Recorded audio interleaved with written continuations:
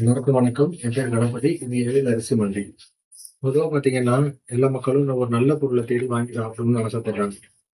அந்த வகையில பாரம்பரிய அரிசிய சில பேர் தேடி தேடி போய் சாப்பிட்டு வாங்கி சாப்பிடுறாங்க. அதனால இப்ப நான் வந்து பாரம்பரிய அரிசியில கருப்பு கவுனிய பத்தி பேசப் போறேன். கருப்பு கவுனி கருப்பா இருக்கிறதுனால வந்து எல்லாரும் கருப்பு கவுனின்னு சொல்றாங்க. இது பார்த்தீங்கன்னாக்கா, நார் சத்தும், இரும்பு சத்தும் ரொம்ப அதிகமா இருக்குது.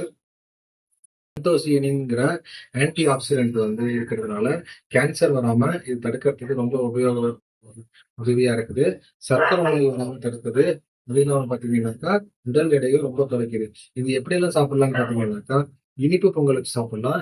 தேங்காய் கஞ்சி, தேங்காய் பால் கஞ்சி வச்சு சாப்பிடலாம். பாயாசம் வச்சு சாப்பிடலாம். இது எப்படி இன்னொரு வகையில பார்த்தீங்கன்னாக்கா, ம் இட்லி இட்லி இட்லி அரிசியோட கருப்பு கவுனி அரிசியும் நீங்க சேர்த்து அரைச்சுட்டு இட்லியாவும், தோசையாவும் ஊத்தி சாப்பிடலாம். இப்படி நீங்க குடுத்தீங்க பிள்ளைங்களுக்கும் இத வந்து ஈஸியா குடுத்து சாப்பிட வைக்கிறதுக்கு ரொம்ப ஈஸியா இருக்கும். பொதுவா இந்த அரிசிய வந்து சமைக்கிறதுக்கு ரொம்ப கஷ்டமா இருக்கும்னு சொல்லி நெறைய பேர் வாங்காம இருப்பாங்க. அதுக்கு நான் வந்து ஒரு ஈஸியா ஒரு டிப்ஸ் சொல்றேன்.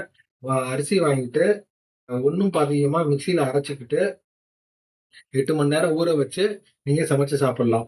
அது இல்லாம நீங்க வந்து அ அரி அரிசி அரிசி மில்ல வந்து மாவ அரைச்சுக்கிட்டீங்கன்னாக்கா, கஞ்சியாவும், லட்டாவும் இன்ஸ்டன்ட்டா நீங்க தோசை மாவுலயும் கரைச்சு கூட நீங்க சாப்பிட்டுக்கலாம். நன்றி, வணக்கம்.